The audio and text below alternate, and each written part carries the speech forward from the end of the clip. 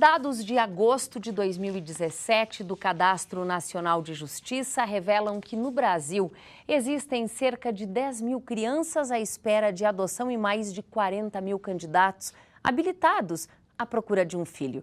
Mas se há tantas pessoas dispostas a acolher uma criança sem família, por que esse número de meninos e meninas no cadastro não para de crescer? A resposta está, na maioria das vezes, no perfil das crianças, que muitas vezes não corresponde à expectativa dos pais que estão para adotar. Bom, hoje a UPF-TV dá início a uma série de entrevistas aqui no Hora da Notícia com o tema adoção. E para abrir o nosso primeiro assunto da série, a nossa convidada é a promotora de justiça de Passo Fundo, Clarissa Machado. Doutora, seja muito bem-vinda ao UPF-TV.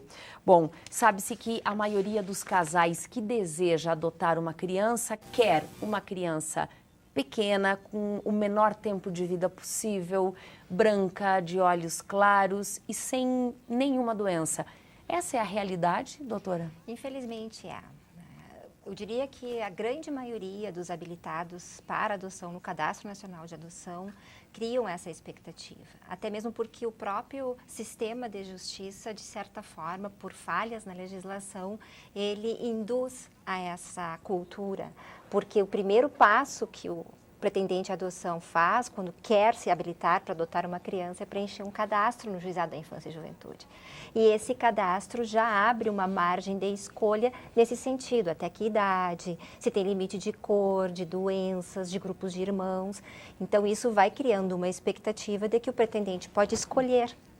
Então, na sua visão, o problema ele começa já com esse cadastro, que apesar de algumas mudanças na lei, o cadastro continua o mesmo. Continua. Na verdade, o maior problema, a meu ver, que dificulta mudar esta cultura, está dentro do próprio processo legal de habilitação para adoção. Porque ainda que a lei preveja que os habilitados, os pretendentes à habilitação, tenham que passar por um programa de preparação para terem consciência do compromisso que estão assumindo, são programas rápidos e que não contam com os devidos, muitas vezes, um espaço de tempo muito curto para o real esclarecimento da responsabilidade que eles estão prestes a assumir. Uma criança adolescente que está apto para adoção, ela foi vítima de situações de violação de direitos gravíssimas. Nenhuma criança é tirada do seu pai e da sua mãe por pouca coisa. Então, elas estão num contexto de violência sexual, violência física, abandono. E isso traz uma consequência muito grande na vida dessa criança em algum determinado tempo da vida dela.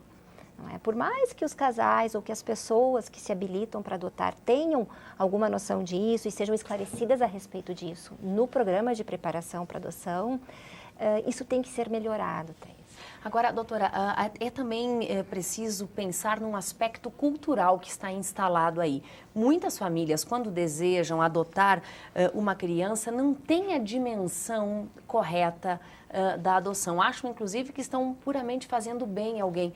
É preciso falar sobre isso também. Eu diria que a maioria de casos é mais no sentido de procurarem o cadastro, não porque querem fazer a diferença na vida de uma criança ou de um adolescente, não é que realmente perdeu os seus pais ou nunca teve e precisa de uma família. Eles estão ali porque eles não conseguiram gerar os seus próprios filhos. Então, o Cadastro Nacional de Adoção, ele não foi criado para dar pais, não foi criado para dar filhos para quem não pode gerá-los, e sim para dar pais para quem necessita porque nunca teve ou perdeu os seus. E essa, para mim, é a maior causa, dessa cultura. Mas tem ainda dentro disso aqueles que, podem gerar e tudo mais, mas querem porque querem fazer uma caridade. Não é em busca de caridade que nós estamos também. Uma criança, um adolescente que está nessa situação, ele não precisa de alguém caridoso. Ele precisa de alguém bastante ciente, do compromisso que está por assumir e disposto a enfrentar todos os desafios desse compromisso. Porque, infelizmente, Thais, existe uma série de devoluções de crianças e adolescentes que estavam em estágio de convivência com casais ou pessoas habilitadas, porque nos primeiros desafios não deram conta e devolveram a criança para o sistema de acolhimento. Isso é muito triste. Isso corresponde a qual percentual, aproximadamente, em termos nacionais, de famílias que adotam e acabam, nessa fase de adaptação, devolvendo a criança? Eu não posso te dizer um percentual, mas isso tem ocorrido muito frequentemente. E, a meu ver, está relacionado a falhas no processo de habilitação. Sob o aspecto legal, quais são os critérios exigidos para que uma família consiga adotar uma criança? Ela preenche esse cadastro, depois ela passa por uma aferição psicossocial, que é uma entrevista com uma psicóloga, uma assistente social, frequenta este programa de preparação à adoção, que tem que ser ofertado pelo Juizado da Infância e Juventude.